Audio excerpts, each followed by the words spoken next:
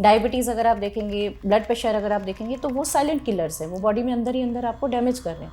Parkinson क्योंकि दिखाई देता है सबको, तो इसलिए जो पेशेंट है उसको एम्बैरेसमेंट लगती है, उसको लगता है कि जो मैं पहले कर सकता था वो मैं नहीं कर सकता हूँ। साथ ही जो फैमिली मेम्बर्स हैं उनके ऊपर जो पेशेंट है वो डिपेंडेंट हो जाता है, उनको लगता है कि सब कुछ तो हमें ही करना है, उनकी नौकरियां छूट जाती है। जो एकदम एक्सट्रीम सिम्टम्स कब आने लगते हैं पार्किंसंस डिजीज़ में कि पेशेंट से फिर रहा ही नहीं जाता, उन्हें लगता है कि नहीं अब तो कुछ बहुत बड़ी प्रॉब्लम हो गई है? यूजुअली जो पेशेंट का स्पाउस होता है वो ये नोटिस करता है कि रात में पेशेंट जो है स्लीप में बातें कर रहा है, हाथ पैर चला रहा है, वायलेंटली भी कभी हिट भी कर सकता है पार्टनर को। अच्छा। ठीक है, तो ये स्लीप में ये प्रॉब्लम्स आ सकती है। उसके बाद यूरिन कंट्रोल करने में प्रॉब्लम आना, यूरिन को होल्ड करने में प्रॉब्लम आना।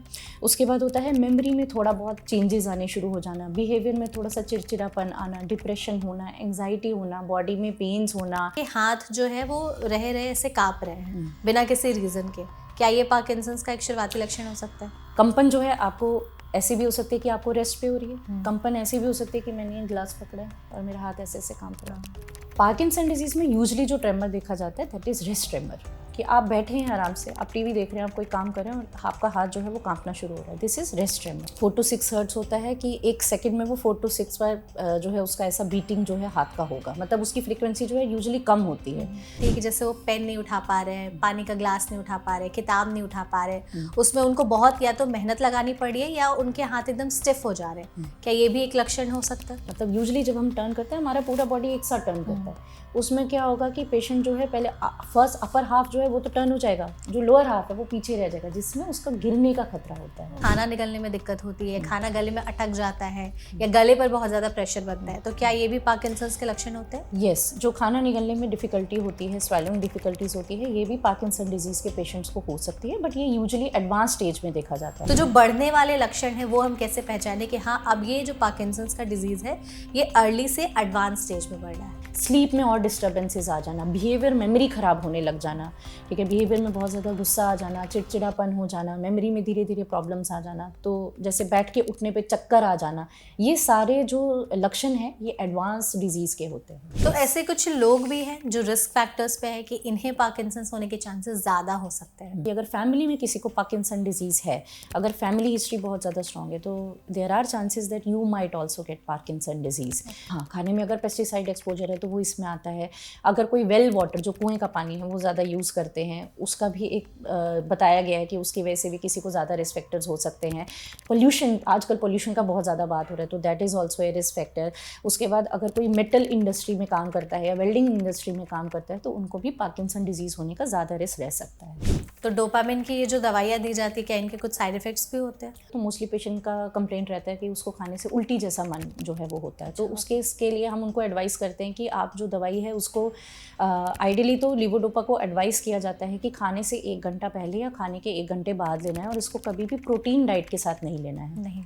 आगे पीछे, मतलब 1 आवर आगे पीछे, क्योंकि प्रोटीन जो है इसके अब्जॉर्प्शन को कम करेगा।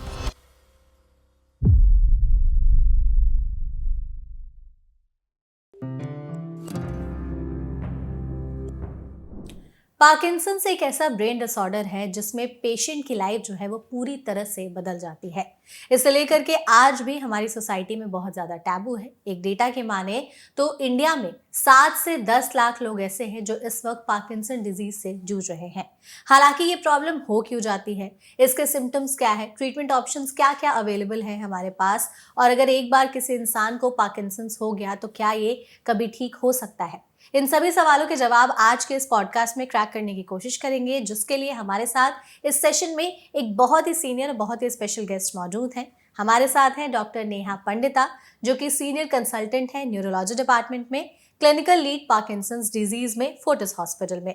तो डॉक्टर, सबसे पहले तो सेशन में आपका बहुत बहुत स्वागत है। Thank you for inviting. Thank you so much हमारे साथ जुड़ने के लिए और पार्किंसंस जैसे टॉपिक पर डिस्कस करने के लिए, क्योंकि आई थिंक हमारी सोसाइटी में अवेयरनेस सबसे ज़्यादा बहुत ज़रूरी है पार्किंसंस के रिलेटेड। सबको लगता है कि बस ये एक हाथ कांपने वाली बीमारी है, लेकिन ये इससे कहीं ज़्यादा है। जो पेशेंट इससे सफ़र कर रहे होते हैं, आई थिंक उनको पता है, उनके आसपास के जो केयर गिवर्स हैं उनको पता है कि ये कितनी ज़्यादा चैलेंजिंग प्रॉब्लम है, उनकी लाइफ कैसे अफेक्ट होती है। आपके पास आए दिन इतने सारे केसेस आते होंगे। जब कोई एक पेशेंट आपके पास पार्किंसन की डिजीज़ लेकर के आता है, आप सबसे पहले उस इंसान से, उसकी फैमिली मेम्बर के साथ कैसे डील करते हो? देखिए, यूजली जब पार्किंसन डिजीज़ के पेशेंट हमारे पास आते हैं तो आई हैव नोटिस कि they have went to some other doctors already and they are very disappointed and they are very disheartened कि उनको लगता है कि ये तो कभी ठीक नहीं होगा, हम तो कभी ठीक नहीं होने वाले, फैमिली मेम्बर्स भी डिसहार्टेंड होते हैं। तो सबसे पहले तो उनको ये समझाना ज़रूरी है कि देखो ये बीमारी जो है वो ट्रीटेबल है, आप ऐसे डिसहार्टन ना होएं। जैसे कि आप शुगर की बीमारी की बात करते हैं, बीपी की बीमारी की बात करते हैं, हाँ वो ऐसी बीमारियां कि जो आपको दिखाई नहीं दे रही हैं, तो आपको लगता है दिखता नहीं है तो अच्छा है, बट एक्चुअली ऐसा नहीं है। डायबिटीज़ अगर आप देखेंगे, ब्लड प्रेशर अगर आप देखेंगे, तो वो साइलेंट किलर्स हैं, वो बॉडी में अंदर ही अंदर आपको डैमेज कर रहे हैं।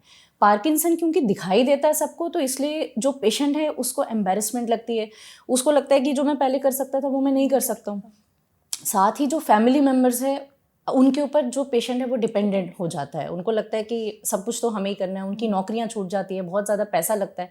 तो सबसे पहले उनको ये समझाना ज़रूरी है कि व्हाट इज़ पार्किंसन डिजीज़, ये कैसे होता है, ये कैसे बढ़ता है, इसका ट्रीटमेंट अवेलेबल है और इसमें कोई निराश होने की ज़रूरत नहीं है।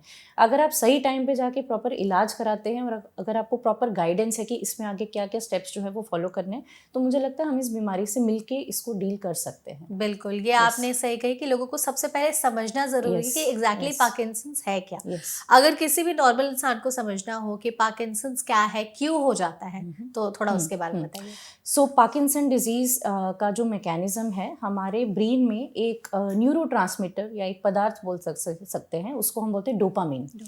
तो उसका काम होता है हमारी बॉडी की मूवमेंट्स कराना, जैसे हम वॉकिंग करते हैं या हमारी मूवमेंट्स को कंट्रोल में रखना। At the same time it has some non motor actions also. Non motor होता है जो मूवमेंट से रिलेटेड नहीं है, जैसे आपके मूड को एलिवेट करना, आपकी स्लीप को रेगुलेट करना, तो इसके बहुत सारे फंक्शंस होते हैं। तो ब्रेन में कुछ स्ट्रक्चर्स होते हैं जो कि डोपामिन रिलीज़ करते हैं और कुछ ऐसे स्ट्रक्चर होते हैं जहाँ पे डोपामिन एक्ट करता है। अगर इन स्ट्रक्चर्स में डीजेनरेशन होना शुरू हो जाए, यानी कि ये धीरे धीरे अगर ख़राब होने शुरू हो जाएं, सेल्स डैमेज होने शुरू हो जाएं, तो डोपामिन का रिलीज़ जो है वो कम हो जाएगा। इसी वजह से मरीज़ जो है उसमें दोनों तरह के सिम्टम्स हम देखते हैं, non motor symptoms and motor symptoms. यहाँ पे मैं इस बात पर थोड़ा स्ट्रेस देना चाहूँगी कि पार्किंसन डिजीज़ को यूजुअली मूवमेंट डिसऑर्डर रिलेटेड ही प्रॉब्लम माना जाता है कि मूवमेंट खराब हो गया, पर एक्चुअली नहीं है ऐसा। मूवमेंट डिसऑर्डर शुरू होने से पहले, यानी मूवमेंट में प्रॉब्लम शुरू होने से पहले पेशेंट को कई नॉन मोटर सिम्टम स्टार्ट हो जाते हैं। नॉन मोटर सिम्टम में क्या होता है, जैसे पेशेंट की नींद में प्रॉब्लम आना। यूजुअली जो पेशेंट का स्पाउस होता है वो ये नोटिस करता है कि रात में पेशेंट जो है स्लीप में बातें कर रहा है, हाथ पैर चला रहा है, वायलेंटली भी कभी हिट भी कर सकता है पार्टनर को। अच्छा, ठीक है, तो ये स्लीप में ये प्रॉब्लम्स आ सकती है। उसके बाद यूरिन कंट्रोल करने में प्रॉब्लम आना, यूरिन को होल्ड करने में प्रॉब्लम आना। उसके बाद होता है मेमोरी में थोड़ा बहुत चेंजेस आने शुरू हो जाना, बिहेवियर में थोड़ा सा चिड़चिड़ापन आना, डिप्रेशन होना, एंग्जाइटी होना, बॉडी में पेन्स होना, बैठ के उठने पर चक्कर आना, कॉन्स्टिपेशन रहने लग जाना। ये सिम्टम्स यूजुअली देखा जाता है पहले शुरू होते हैं, पर क्योंकि ये सिम्टम्स यूजुअली हमारी डे टू डे रूटीन में ऐसा लगता है कि नींद नहीं आई तो क्या है, नींद में बातें कर ली तो क्या है, इसको हम यूजुअली इग्नोर कर देते हैं। और ये सिम्टम शुरू होने के बाद फिर मूवमेंट डिसऑर्डर जो है वो प्रॉपर स्टार्ट होता है। तो डोपामिन सिर्फ मूवमेंट डिसऑर्डर, सिर्फ मोटर सिम्टम नहीं करेगा, नॉन मोटर सिम्टम्स भी ये कर सकता है। आपने जैसे शुरुआती लक्षणों की बात की कि इस तरह के जो सिम्टम्स है वो दिखाई दे सकते हैं। इसमें जो नींद वाले सिम्टम्स हैं कि कई बार नींद में बोलना, हाथ पैर चला देना, ये बहुत सारे लोगों के साथ दिक्कत होती है। तो क्या है कि जो लोग नींद में बोलते हैं या नींद में चलते हैं, हाथ पैर चलाते हैं, उन सबको आगे चल के पार्किंसंस का खतरा है? नहीं, ऐसा नहीं है। जो मैं नींद में बोलने वाली बात जो कह रही हूँ, इसको हम अपनी मेडिकल टर्मिनोलॉजी में बोलते हैं REM behavioural sleep disorder, RBD। देखो, नींद में तो हम सब तो ड्रीम्स देखते हैं, पर रोज तो हम बातें नहीं करेंगे, है ना। तो ये क्या है कि जैसे आप जो ड्रीम देख रहे हो, आप ड्रीम इनएक्टमेंट बिहेवियर कर रहे हो, कि जो भी आप ड्रीम देख रहे हैं आप उसको एक्ट कर रहे हो स्लीप में। ठीक है, आप वायलेंट मूवमेंट्स कर रहे हो। ठीक है, कभी कभार ऐसा होता है कि हम एकदम से झटके से उठते हैं, दैट इज नॉट RBD। अगर आप ऑलमोस्ट फ्रिक्वेंटली ये मूवमेंट्स हो रहे हैं और कभी आप अपने स्पाउस को हिट भी कर जा रहे हो, कभी वायलेंट हो जाते हो, तो उसको हम रेम बिहेवियरल स्लीप डिसऑर्डर यानी कि RBD कहते हैं। तो ये अर्ली सिम्टम हो सकता है, थोड़ा सा अलग होता है। अगर ये रेगुलर हो रहा है, रेगुलर हो रहा है और इसका फीचर्स डिफरेंट है। जो कभी आप नींद में एकदम से डर के उठते हो, that is different, that is nightmare, कि आप डर के उठ रहे हो, आपने डरावना सपना देखा है। ये फ्रिक्वेंटली होगा और आप नींद में उसको एक्ट कर रहे होंगे, जो भी आपको ड्रीम दिख रहा है वो आप नींद में उसको एक्ट कर रहे हो, तो दैट इज RBD। तो ये सारे जो शुरुआती लक्षण हो गए। जो एकदम एक्सट्रीम सिम्टम्स कब आने लगते हैं पार्किंसंस डिजीज में कि पेशेंट से फिर रहा ही नहीं जाता, उन्हें लगता है कि नहीं अब तो कुछ बहुत बड़ी प्रॉब्लम हो गई है? ठीक है, इसको डिजीज़ को हम डिवाइड करते हैं बेसिकली। सबसे पहले हमारे पास आते हैं non motor symptoms. Non motor symptoms के बाद पेशेंट के मोटर सिम्टम्स स्टार्ट शुरू हो जाते हैं। एक चीज़ ये है कि जब मोटर सिम्टम पेशेंट के स्टार्ट होते हैं तो ब्रेन में already 70 to 80% of the dopaminergic cells they have been lost जब पेशेंट हमारे पास आता है। मतलब इतना डैमेज हो चुका रहता है, डैमेज हो चुका रहता है, डिजनरेशन हो चुका रहता है, ठीक है। फिर जब पेशेंट हमारे पास आता है मोटर सिम्टम्स के साथ, उसके यूजुअली जो सिम्टम्स हैं जिसको हम डिवाइड करते हैं मोटर सिम्टम्स में, सबसे पहले होता है ब्रेडिकाइनेसिया। ब्रेडिकाइनेसिया का मतलब होता है स्लोनेस हो जाना, चलने में स्लोनेस हो जाना, ओवरऑल जो आपकी डेली एक्टिविटीज़ है उसमें स्लो हो जाना। उसके बाद पेशेंट को ट्रेमर हो सकता है। कौन सा ट्रेमर होता है? यूजुअली रेस्ट ट्रेमर, मतलब रेस्ट पे बैठे हैं और एक हाथ जो है वो उनका ऐसे ऐसे कांप रहा है, ठीक है, तो उसको रेस्ट ट्रेमर बोलते हैं। यूजुअली एसिमेट्रिक रहता है। एसिमेट्रिक माने वन साइडेड ज़्यादा प्रेडोमिनेंट होता है as compare to other side. उसके बाद पेशेंट को पोस्चरल इंस्टेबिलिटी यानी कि इम्बैलेंस होना, ये सब चीज़ें रह सकती है। और हाथ पैर में स्टिफनेस, ये पेशेंट यूजुअली कंप्लेन करते हैं कि हमको ऐसा लगता है हाथ पैर बिल्कुल टाइट हो गए, स्टिफ हो गए, लकड़ी जैसे हो गए, हमसे चला नहीं जा रहा। तो ये सारे मोटर सिम्टम्स होते हैं जिसके बेसिस पे हम डिजीज़ को रिकॉग्नाइज करते हैं। जो आपने कहा कि डिजीज़ एडवांस कब हो जाती है, कि अब लगता है कि अब तो बिल्कुल ही बेड बाउंड है पेशेंट, वो यूजुअली 15 to 20 ईयर्स के बाद, जब डिजीज़ का ऑनसेट है, जब मोटर सिम्टम्स का ऑनसेट है, यूजुअली उसके 15 to 20 ईयर्स के बाद वो स्टेज आती है जब पेशेंट को हम बोल सकते हैं ये बिल्कुल एडवांस पार्किंसन है, या जिसमें कॉम्प्लिकेशंस अब बोलते हैं कि पेशेंट का बैलेंस बिल्कुल ख़राब हो जाता है, वो बेड बाउंड हो जाता है, या वो अपने फैमिली मेम्बर्स के ऊपर पूरी तरह से निर्भर हो जाता है। तो ये इसके स्टेजेस रहते हैं पार्किंसंस के। yes. तो शुरुआती कुछ जैसे आपने लक्षण बताए, कुछ एडवांस्ड हमें लक्षण बताए, उसमें कई लक्षण ऐसे होते हैं जो पेशेंट्स आए दिन देखते हैं, फील करते हैं। तो क्या ये भी एक तरह का साइन हो सकता है? आप प्लीज बताइएगा। सबसे पहले लोगों को लगता है कि उनके हाथ जो है वो रहे ऐसे कांप रहे हैं बिना किसी रीजन के। क्या ये पार्किंसंस का एक शुरुआती लक्षण हो सकता है? पहली चीज़ तो ये है कि ट्रेमर यानी कि हाथों का कांपना, ये कई टाइप्स का होता है। हर कंपन is not Parkinson disease, this is very important. कंपन जो है आपको ऐसे भी हो सकती है कि आपको रेस्ट पे हो रही है, कंपन ऐसी भी हो सकती है कि मैंने एक गिलास पकड़ा है और मेरा हाथ ऐसे ऐसे कांप रहा है, तो बोथ आर डिफरेंट। ठंड में भी लग सकती है, ठंड में भी लगती है कंपन, ठीक है, तो these are different. Parkinson disease में यूजुअली जो ट्रेमर देखा जाता है दैट इज रेस्ट ट्रेमर, कि आप बैठे हैं आराम से, आप टीवी देख रहे हैं, आप कोई काम कर रहे हैं और आपका हाथ जो है वो कांपना शुरू हो रहा है, दिस इज रेस्ट ट्रेमर। बहुत ज़्यादा स्पीड से कांपता है या नॉर्मल? उसकी जो फ्रीक्वेंसी है दैट इज 4 to 6 हर्ट्स।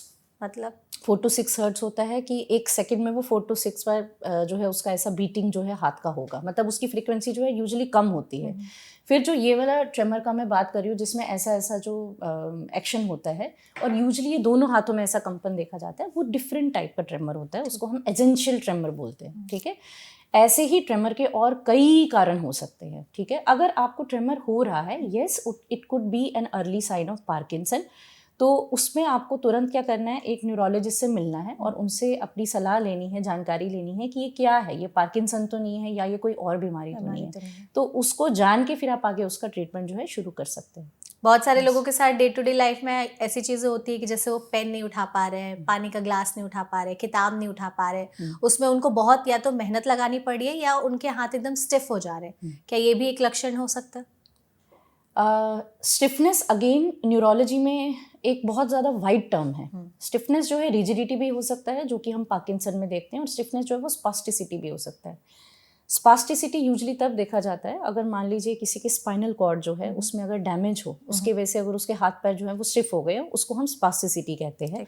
और अगर किसी के ब्रेन में कभी स्ट्रोक हुआ हो, कभी उसको पैरालिसिस हुआ है, लकवा हुआ है, तब भी उसके एक हाथ पैर में, एक साइड के हाथ पैर में स्टिफनेस हो सकती है। ये एक न्यूरोलॉजिस्ट के पास जाके ही वो बता सकते हैं कि जो ये स्टिफनेस है क्या वो रिजिडिटी है जो कि पार्किंसन डिजीज की वजह से है, या क्या ये स्पास्टिसिटी है जो कि ब्रेन या स्पाइनल कॉर्ड के अलग डिसऑर्डर्स की वजह से हो सकता है। Depending on that we will give the treatment. Doctor, एक और बोला जाता है जो लोग बहुत ज़्यादा परेशान रहते हैं कि उनको खाना निगलने में दिक्कत होती है, खाना गले में अटक जाता है या गले पर बहुत ज़्यादा प्रेशर बनता है, तो क्या ये भी पार्किंसंस के लक्षण होते हैं? यस, जो खाना निगलने में डिफ़िकल्टी होती है, स्वेलिंग डिफ़िकल्टीज होती है, ये भी पार्किंसन डिजीज़ के पेशेंट्स को हो सकती है, बट ये यूजुअली एडवांस स्टेज में देखा जाता है। और जब भी ऐसे सिम्टम्स पेशेंट को स्टार्ट होना शुरू हो जाएं तो आप अपने न्यूरोलॉजिस्ट से मिलिए, क्योंकि इनिशियली तो हम यही एडवाइस करते हैं कि उनको सेमी सॉलिड डाइट लेना है, स्मॉल फ्रीक्वेंट मील्स उनको लेना है, और स्पीच और स्वेलिंग थेरेपीज़ भी हमारे पास आती हैं करने के लिए। और बहुत ज़्यादा एडवांस स्टेज जब हो जाए, जब हमें लगता है कि पेशेंट बिल्कुल भी स्वेलो करने की कैपेसिटी उसकी नहीं है, तो उस केस में हम पेग ट्यूब लगाते हैं। What is peg tube? Peg tube basically एक ऑपरेशन के जरिए हम पेट के थ्रू उसका एक ट्यूब डालते हैं, जिसके थ्रू आप उसको सेमी सॉलिड डाइट जो है वो दे सकते हैं। बट ये कि फिर वो आगे लॉन्ग टर्म रह सकता है, because that means that now the patient has entered into advance stage.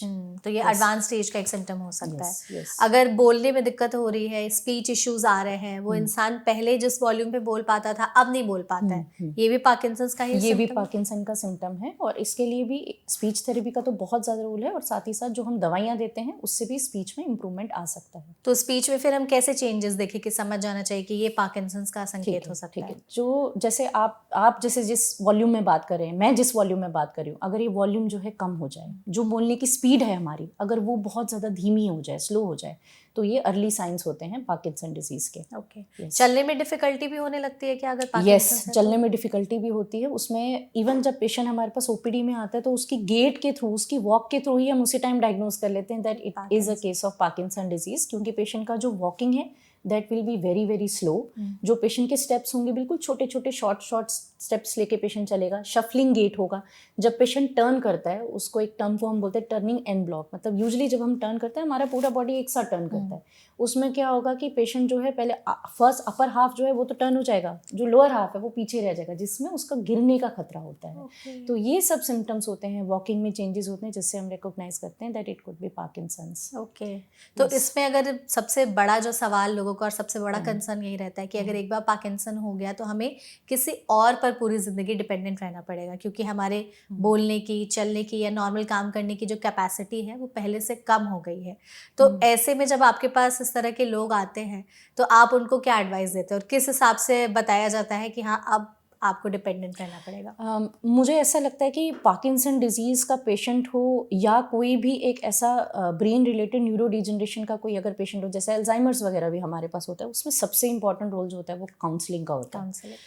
Parkinson disease, I agree, it is a neuro degenerative disease, इसको बढ़ना ही है धीरे धीरे, कम नहीं होगा ये कम नहीं होता। अब अनफॉर्चुनेटली अभी तक पूरे वर्ल्ड में ऐसा कोई दवाई नहीं है जिससे ये बीमारी जो है रिवर्स हो जाए। इस बीमारी को बढ़ना है, but at the same time ऐसा नहीं है कि आप डिपेंडेंट ही हो जाएंगे, ऐसा नहीं है बिल्कुल भी। जैसे जब ये बीमारी, जैसे मैंने आपको कोर्स के बारे में बताया, जब ये बीमारी शुरू होती है, जो एडवांस स्टेज है वो 20 से 25 साल के बाद यूजुअली इसमें आता है। That is a long gap. और यूजली जो ये बीमारी शुरू होती है वो 60 ईयर्स की एज के बाद शुरू होती है। तो लगभग आपका 60 से रफली 75 या 80 ईयर्स का जो लाइफ स्पैन है, उसमें आप आराम से उसको क्वालिटी ऑफ लाइफ जो है अपनी इम्प्रूव कर सकते हैं, अगर आप सही डॉक्टर के पास जाते हैं, प्रॉपरली उसका इलाज कराते हैं, अगर आप फिजियोथेरेपी अपना टाइम टू टाइम कर रहे हैं, अगर आपके पास गुड फैमिली सपोर्ट है। और आजकल तो सपोर्ट ग्रुप्स भी बन गए हैं जिसमें आप बाकी लोगों से मिल सकते हो जिनको पार्किंसन डिजीज़ है, तो वो भी आपको हेल्प करता है। तो ऐसा बिल्कुल भी सोचने की ज़रूरत नहीं है कि आप शुरू से ही फैमिली मेंबर्स के ऊपर डिपेंडेंट हो जाओगे। ट्रीटमेंट अगर आप सही टाइम पे कराएं तो ये बीमारी ठीक हो सकती है, ट्रीट हो सकती है, not cure. That is very important. Yes yes yes. तो पार्किंसंस का ट्रीटमेंट क्या बहुत ज़्यादा कॉस्टली होता है? नहीं, ऐसा बिल्कुल भी नहीं है। पार्किंसन का ट्रीटमेंट जो है उसको जो हम डिवाइड करते हैं, तो मेडिकल ट्रीटमेंट होता है, उसके बाद कुछ हमारे पास जो नॉन मोटर सिम्टम्स है उसका भी हम मेडिकल ट्रीटमेंट करते हैं, फिर हमारे पास एडवांस थेरेपीज होती हैं। Advance therapies are costly, but advance नाम से ही पता चल रहा है कि वो तब यूज़ करना है जब आपको लग रहा है कि मेडिकल जो ऑप्शंस हम यूज़ कर रहे हैं उससे बहुत ज़्यादा पेशेंट को कॉम्प्लिकेशंस हो रहे हैं, फ्लक्चुएशंस हो रहे हैं, तब आप उस केस में एडवांस थेरेपीज़ यूज़ करेंगे। जो हम इसका मेडिकल ट्रीटमेंट यूज़ करते हैं, जो इसकी कॉमन मेडिकेशंस हम यूज़ करते हैं, वो इतना कॉस्टली नहीं है कि वो फैमिली के ऊपर जो है वो बर्डन क्रिएट करे। Yes yes. पार्किंसंस में लोगों के साथ प्रॉब्लम ये भी रहती है कि अगर जैसे उन्हें पता चल गया कि उनको डायग्नोस हो चुका है पार्किंसंस, उनके बैक ऑफ द माइंड में एक चीज़ें चलती रहती है कि आगे चल करके कुछ ना कुछ कभी ऐसा ना हो जाए मेरे साथ कि एक ऐसा सिचुएशन क्रिएट हो जाए कि मैं किसी चीज़ के काम करने के लायक बचूं ही ना। क्योंकि सबसे बड़ी दिक्कत यही रहती है कि अगर आज मुझे चलने में थोड़ी दिक्कत हो रही है, हो सकता है आज से 5 साल बाद ज़्यादा दिक्कत होने लगे। तो कुछ ऐसी चीज़ें हो जाती है जो धीरे धीरे बढ़ती है, जैसे आपने कहा कि ये बढ़ेगी, कम नहीं होगी। तो जो बढ़ने वाले लक्षण हैं वो हम कैसे पहचाने कि हाँ अब ये जो पार्किंसंस का डिजीज़ है ये अर्ली से एडवांस स्टेज में बढ़ रहा है? एडवांस स्टेज पार्किंसन डिजीज़ हम तब कहते हैं अगर किसी पेशेंट को बैलेंस में बहुत ज़्यादा प्रॉब्लम आने लगी है। ठीक है, अगर पेशेंट दवाई ले रहा है मगर उसके बावजूद पेशेंट को बहुत ज़्यादा मोटर फ्लक्चुएशंस हो रहे हैं। What are motor fluctuations? कि पेशेंट दवाई लेता है, उसका इफेक्ट लेट स्टार्ट होता है और दवाई का इफेक्ट जो है कम देर तक रहता है। जितनी देर तक दवाई का इफेक्ट है उसमें पेशेंट को डांसिंग मूवमेंट्स भी हो सकते हैं, जिसको हम डिस्काइनेसिया बोलते हैं। दवाई का इफेक्ट कभी आता है कभी नहीं आता है।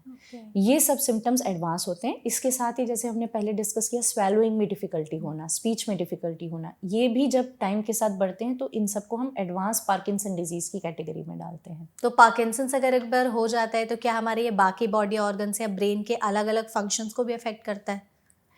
देखिए, ये ब्रेन की ही बीमारी है। ब्रेन में जैसा मैंने बताया कि ये ना सिर्फ मूवमेंट बल्कि नॉन मूवमेंट रिलेटेड जो सिम्टम्स होते हैं उन सबको भी अफेक्ट करता है। जैसे पेशेंट जब हमारे पास इनिशियली आएगा तो फर्स्ट उसकी कंप्लेंट तो वैसे मोटर ही होती है, क्योंकि फैमिली और पेशेंट ने वही नोटिस किया होता है मुझे चलने में दिक्कत आ रही है। बट उसके बाद जैसे जैसे डिजीज एडवांस होगी तो पेशेंट को यूरिन का, जैसे मैंने बताया था कि यूरिन कंट्रोल करने में प्रॉब्लम आना, स्लीप में और डिस्टर्बेंसेस आ जाना, बिहेवियर मेमोरी खराब होने लग जाना, ठीक है, बिहेवियर में बहुत ज़्यादा गुस्सा आ जाना, चिड़चिड़ापन हो जाना, मेमोरी में धीरे धीरे प्रॉब्लम्स आ जाना, तो जैसे बैठ के उठने पे चक्कर आ जाना, ये सारे जो लक्षण हैं ये एडवांस डिजीज़ के होते हैं। पार्किंसंस क्या सिर्फ ओल्ड एज लोगों में ही होता है या यंग एज में भी हो सकता है? Very good question. Parkinson disease young में भी हो सकता है, but the percentage is 10 to 15% only.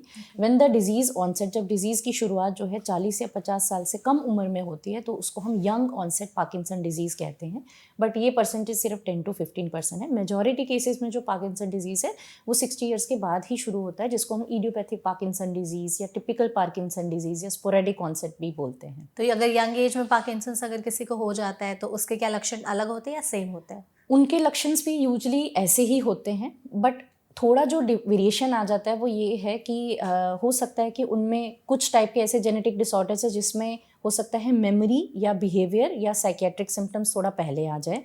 ये भी हो सकता है कि उनमें जैसे जैसे मैंने बताया कि दवाई खाने के साथ बहुत ज़्यादा जो मोटर फ्लक्चुएशंस हैं या डांसिंग मूवमेंट्स है वो हो सकता है पहले शुरू हो जाएं। कुछ ऐसे भी जेनेटिक डिसऑर्डर्स है जिसमें हो सकता है स्वेलोइंग डिफिकल्टी थोड़ा अर्ली स्टार्ट हो जाए। तो ये वेरिएशन सारे जो डिफरेंट जीन्स है उसके हिसाब से डिपेंड करता है कि कौन सा genetic disorder. Body to body भी depend, body to body, but overall जो सिम्टम्स हैं जो आपको याद रखना है पार्किंसन डिजीज का वो यही है कि ओवरऑल स्लोनेस हो जाना, स्टिफनेस हो जाना, ट्रेमर होना, बैलेंस में प्रॉब्लम आना, स्पीच में डिफिकल्टी आना, और उसके साथ जो नॉन मोटर सिम्टम्स का हमने स्पेक्ट्रम बात किया, तो ये सब मिलके जो है इसी को हम पार्किंसन डिजीज बोलते हैं। ओके। तो ऐसे कुछ लोग भी हैं जो रिस्क फैक्टर्स पे है कि इन्हें पार्किंसंस होने के चांसेस ज़्यादा हो सकते हैं? इसके जो रिस्क फैक्टर्स में आता है, अगर हम यंग ऑनसेट की बात करें वो तो हमारी बात हुई है कि अगर फैमिली में किसी को पार्किंसन डिजीज़ है, अगर फैमिली हिस्ट्री बहुत ज़्यादा स्ट्रॉन्ग है, तो there are chances that you might also get Parkinson disease. But at the same time ऐसा भी नहीं सोचें कि आपको लगता है कि हाँ फैमिली में इसको हुआ है पार्किंसन तो मुझे ही होगा, ऐसा नहीं होता है। पार्किंसन डिजीज़ जो है उसका जो मोड ऑफ इनहेरिटेंस हम बोलते हैं कि क्या वो ऑटोसोमल डोमिनेंट है, ऑटोसोमल रिसेसिव है, एक्स लिंक्ड है, माइटोकॉन्ड्रियल है, वो अलग अलग उसका जो है मोड्स ऑफ ट्रांसमिशन होता है। तो जैसे ऑटोसोमल डोमिनेंट की अगर हम बात करें तो उसमें 50% चांस होते हैं कि आगे फ्यूचर जनरेशन है उसको हो सकता है। ऑटोसोमल रिसेसिव होता है कि 25% चांस है कि आगे जो फ्यूचर जनरेशन है उसको हो सकता है। तो कभी ऐसा नहीं सोचे कि फैमिली में एक को है तो मुझे तो हो ही जाएगा। आप अपने डॉक्टर से मिलें, आप उनसे जानकारी लें और उसके बाद ही इस कंक्लूजन पे आए कि whether you can be affected with Parkinson disease और नॉट। उसके बाद जो 60 ईयर्स अबव की एज ग्रुप वाले हैं उनको क्यों पार्किंसन डिजीज़ हो जाता है?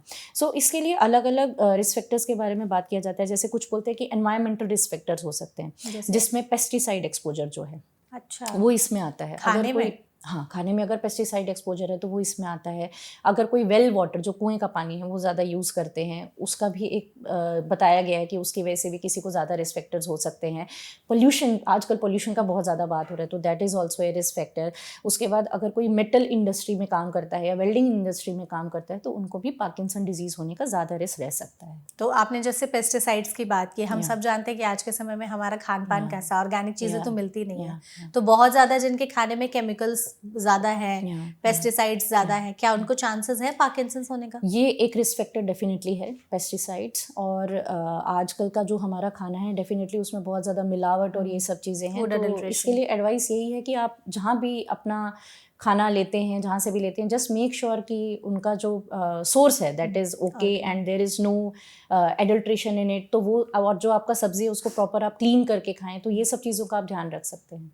ओके, खाने से भी रिलेटेड है ये? कुछ ऐसी चीज़ें हैं जो डाइट में अगर इंक्लूडेड है तो वो भी पार्किंसंस का रिस्क बढ़ा सकती है? नहीं, ऐसा नहीं है। ऐसा नहीं ऐसा कुछ नहीं है कि डाइट में अगर आप कुछ खाएंगे तो आपको पार्किंसन हो जाएगा। और इनफैक्ट एक बहुत इंपॉर्टेंट बात, ऐसा डाइट में ऐसा कुछ ऐसा भी नहीं है कि आप लेंगे और ये पार्किंसन ठीक हो हाँ, जाएगा। क्योंकि मिथ्स है इसके अराउंड में कि आप हाँ, ये खा लो तो ऐसा आपका नहीं है। पार्किंसन ठीक इन हो जाएगा। जनरल जो हम सबको हेल्थ एडवाइस देते हैं एज डॉक्टर्स कि आपको हेल्दी खाना खाना है, घर का खाना खाना है, आपको एंटीऑक्सीडेंट रिच डाइट लेना है जिसमें जैसे? हमारा फ्रूट्स आता है, ग्रीन लीफी वेजिटेबल्स आता है, आपको सैलेड ज़्यादा लेना है, हाई फाइबर डाइट लेना है। तो ये इन जनरल जो सबके लिए बोलते हैं, जैसे कोई डायबिटीज़, हाइपरटेंशन या कोई भी क्रॉनिक डिजीज़ का पेशेंट है, यही चीज़ें आपको भी फॉलो करनी है। Okay, yes. ठीक है। तो इसमें आपने जैसे शुरुआत में बोला था कि एक तरह का ये ब्रेन डिसऑर्डर है जिसमें डोपामिन नाम का जो केमिकल है वो बहुत बड़ा रोल प्ले करता है। यस। तो अगर हमें डोपामिन के बारे में ही थोड़ा सा समझना हो कि कैसे इस केमिकल की कमी की वजह से किसी को पार्किंसंस हो रहा है और क्या फिर इसको बढ़ाने के लिए दिमाग में कुछ किया जा सकता है?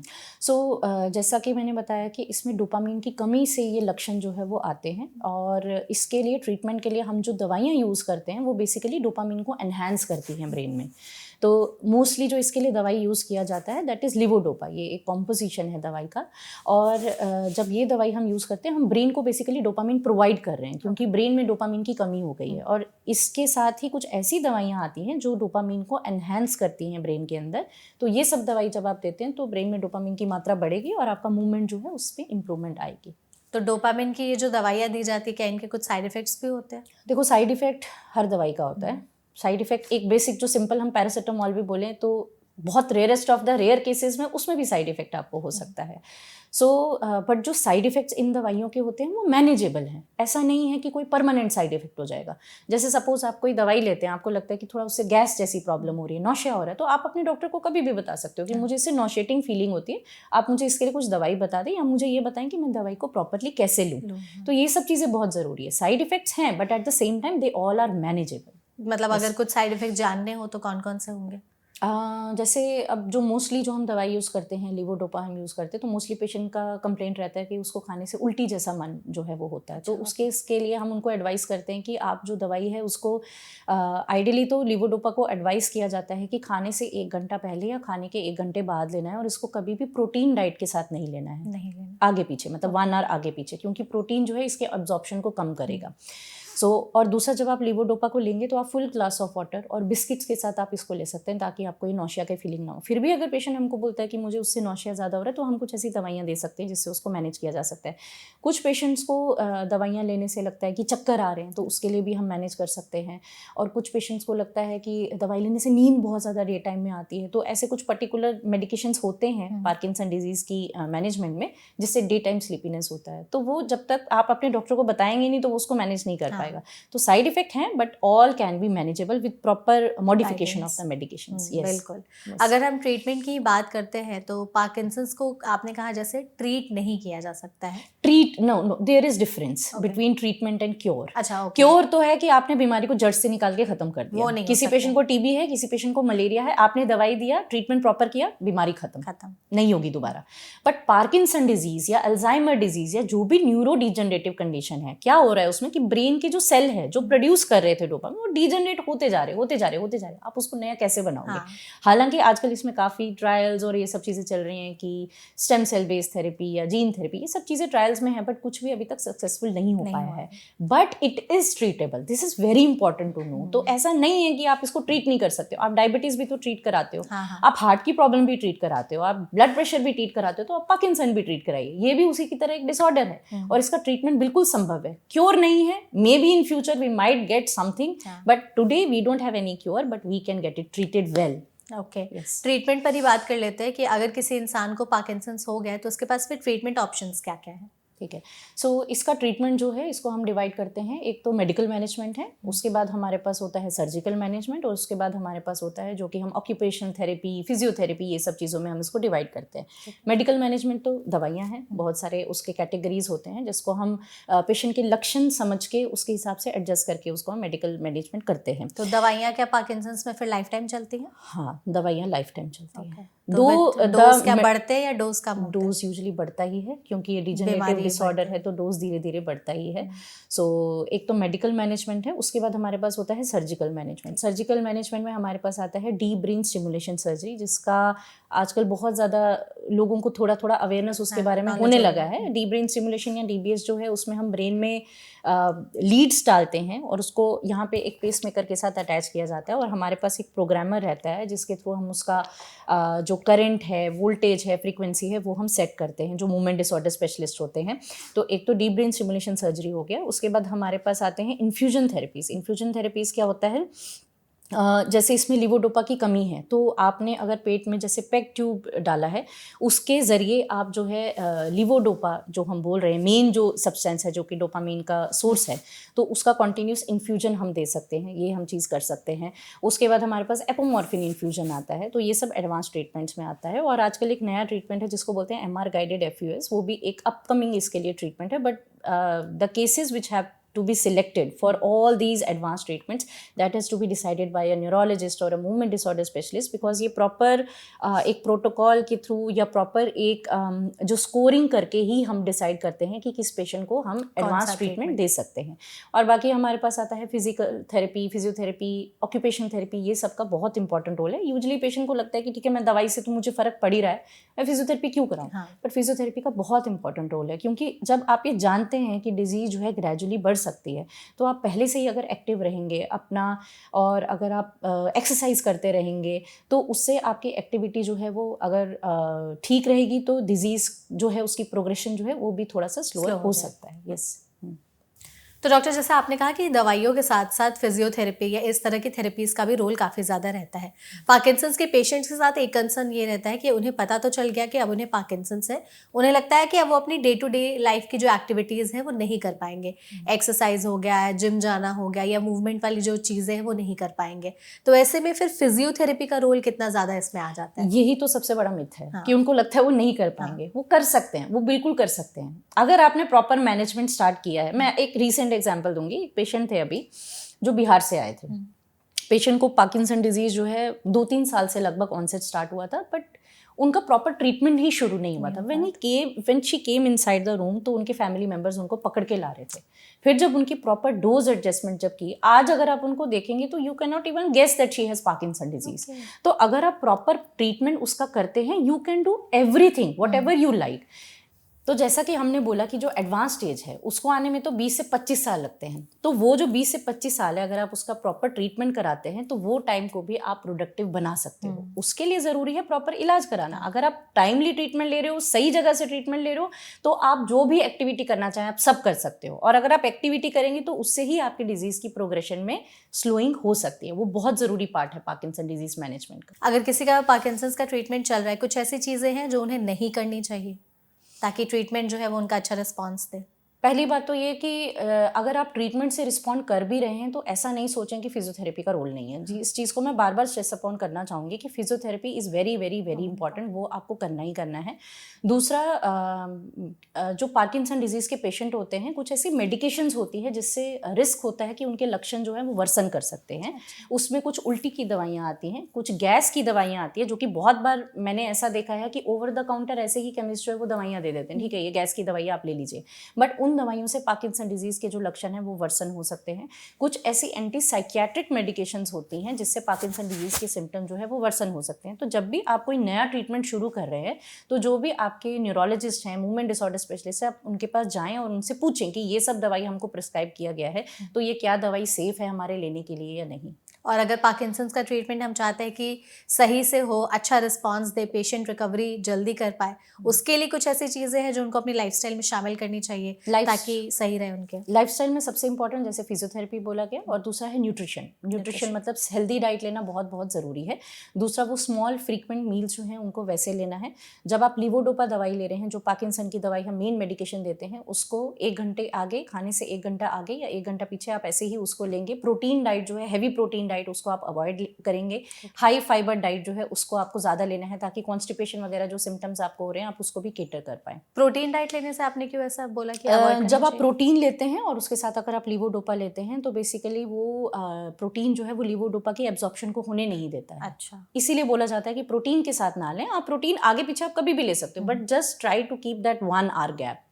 ये ओके। ज़रूरी है। अच्छा, कोई ऐसे एडवांस मतलब टेक्नोलॉजीज या ट्रीटमेंट आई हैं पार्किंसंस में जो आज के समय पर ऑडियंस को मतलब शायद जाननी ज़रूरी है, उनके लिए एक अवेयरनेस कि हाँ ये सभी ट्रीटमेंट ऑप्शंस हैं हमारे पास? यस, अभी हमारे पास एडवांस ट्रीटमेंट्स में, जैसा कि पहले मैंने बताया कि एक डीप ब्रेन स्टिमुलेशन सर्जरी है, बहुत ही कॉमन लेमन टर्म में उसको बोलते हैं कि ब्रेन में चिप डाल देते हैं, जो यूजुअली जो फैमिलीज आती है वो ये बोलते हैं ब्रेन में चिप डाल देते हैं और पेशेंट चलने लगता है। तो व्हाट इज़ दैट चिप? तो बेसिकली हम क्या करते हैं, हमारा ब्रेन का अलग अलग टारगेट्स हम सेलेक्ट करते हैं, उसके अंदर हम लीड डालते हैं और वो लीड जो है बाहर से कनेक्टेड होती है यहाँ पेसमेकर के ज़रिए। और जब पेशेंट हमारे पास आते हैं तो हमारे पास एक प्रोग्रामर रहता है जिसमें हम पेशेंट का करंट, वोल्टेज, फ्रीक्वेंसी जो भी हमको सेट करना है वो हम सेट करते हैं, जिसके ज़रिए पेशेंट के जो सिम्टम्स है वो इम्प्रूव हो सकते हैं। आजकल जो डीप ब्रेन स्टिमुलेशन सर्जरीज़ हैं, वो हमारे पास जो डिवाइसेस हैं वो हम 15 से 20 साल तक भी उसको यूज़ कर सकते हैं विदाउट एनी प्रॉब्लम।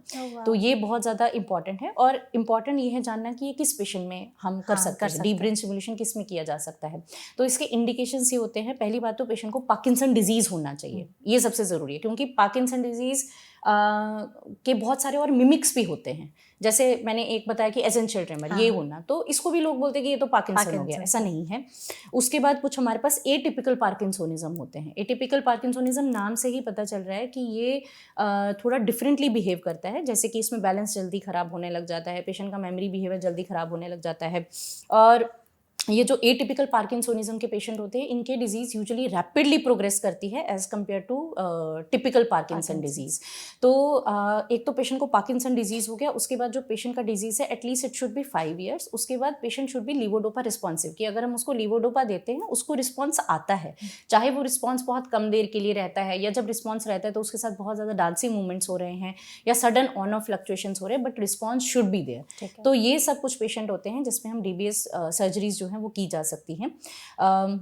उसके बाद हमारे पास आता है जो इन्फ्यूजन थेरेपीज़ की मैंने बात की। इन्फ्यूजन थेरेपीज़ का मतलब ये होता है कि आप एक या तो सबक्यूटेनियसली, मतलब एक सबक्यूटेनियस इन्फ्यूजन के ज़रिए, या तो आप पेशेंट के पेक ट्यूब के ज़रिए कॉन्टीन्यूसली जो है सप्लाई देते जा रहे हैं, डोपामीन एगोनिस्ट का देते जा रहे हैं या डोपामीन देते जा रहे हैं, ताकि उसके जो ब्रेन में फ्लक्चुएशंस हो रहे हैं।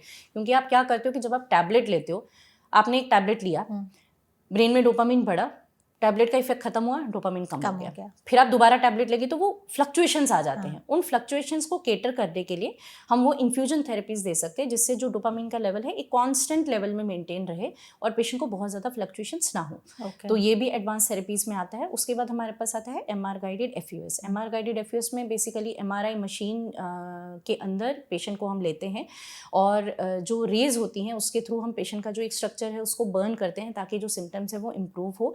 MR गाइडेड FUS जो है वो ज़्यादातर पार्किंसन डिजीज़ में उतना यूज़ नहीं होता है। पहली जो प्रेफरेंसेस होती है वो DBS और जो इन्फ्यूजन थेरेपीज़ है उन्हीं को यूज़ किया जाता है। ठीक है। अच्छा, अगर जैसे इतने सारे ट्रीटमेंट ऑप्शंस हैं, कोई ऐसा भी कंडीशन हो जाता है कि ट्रीटमेंट ऑप्शंस होने के बावजूद भी पार्किंसंस के जो पेशेंट हैं उनका ट्रीटमेंट नहीं हो पा रहा और पूरी तरह से वो बेड रिडन हो गए हैं या किसी पर डिपेंडेंट हो गए हैं? जब एडवांस स्टेज आ जाए, यूजली 20 to 25 ईयर्स के बाद, तो हाँ ऐसी स्टेज आती है कि जिसमें आप मेडिकली ही पेशेंट को जितना भी मैनेज कर सकते हो आप कर सकते हो। उस स्टेज पे आप जो एडवांस थेरेपीज़ की हम बात करें वो उसके लिए भी पेशेंट जो है एलिजिबल नहीं होता है। उस टाइम पे बहुत ज़्यादा रोल है फैमिली मेम्बर्स का, फिजियोथेरेपी का, केयर गिवर्स का, और ये चीज़ों का ध्यान रखने का कि कॉम्प्लिकेशंस ना हो। कॉम्प्लिकेशंस जैसे क्या क्या हो सकते हैं कि निमोनिया होना, इन्फेक्शन होना, बेड सोर होना, ये सब चीज़ों का रिस्क जो है वो आगे बढ़ जाता है एडवांस डिजीज़ में। अगर एडवांस स्टेज पार्किंसन है किसी को और वो एकदम बेड के सहारे ही है या किसी पर डिपेंडेंट है, उस दौरान जो उनके आसपास के लोग हैं उन्हें कुछ ऐसी चीज़ें देखनी चाहिए या हमेशा ध्यान में रखनी चाहिए कि अगर इनके साथ सिम्टम्स थोड़े ज़्यादा वर्स हो रहे हैं तो तुरंत डॉक्टर से मिलने की नीड है? देखो, उसमें मेनली जो पेशेंट का पार्किंसन डिजीज़ है ना, वो किसी की मृत्यु का कारण नहीं बनता है। पार्किंसन डिजीज़ में जो कॉम्प्लिकेशंस होते हैं वही, उन्हीं चीज़ों का ध्यान रखने की ज़रूरत है। जैसे अगर सपोज आप पेशेंट को फीड करा रहे हैं, मुंह से खाना दे रहे हैं, आपको पता है कि खाना जो है पेशेंट का अटक रहा है, तो उससे मुंह से आप ना दें, क्योंकि अगर आप उसको मुंह से खाना देंगे, वो अगर खाने की अगर एक थोड़ा सा भी अगर निवाला उसका अगर लंग्स में जाएगा तो उसको डेंजरस निमोनिया हो सकता है, उसमें वेंटिलेटर पे भी उसको जाना पड़ सकता है। उसके साथ ही हमारे पास जैसे पेशेंट को, अगर पेशेंट जो है बेड बाउंड है तो आपको पता है कि उसको बेड सोर हो सकते हैं, तो आप उसके लिए कुछ प्रिकॉशन कर सकते हैं, जैसे कि आप अल्फा बेड यूज़ कर सकते हो। आपको प्रॉपरली एक उसके साथ जो है कोई हेल्पर रखना होगा, जिससे उसकी पोजीशन जो है वो हर 2 आवर्स में वो चेंज करते रहें, ताकि उसको बेड सोर ना हो। फिजियोथेरेपी का तब भी रोल है, क्योंकि अगर आप पेशेंट को ऐसे ही छोड़ देंगे तो वो तो बॉडी बिल्कुल स्टिफ हो जाएगी, तो तब आप उनका फिजियोथेरेपी करा सकते हैं, तो ये सब चीज़ों का रोल रहता है। डाइट में फिर क्या उनकी पूरी लिक्विड डाइट हो जाती है या फिर सॉलिड सेमी सॉलिड्स पर ही रहते हैं वो लोग?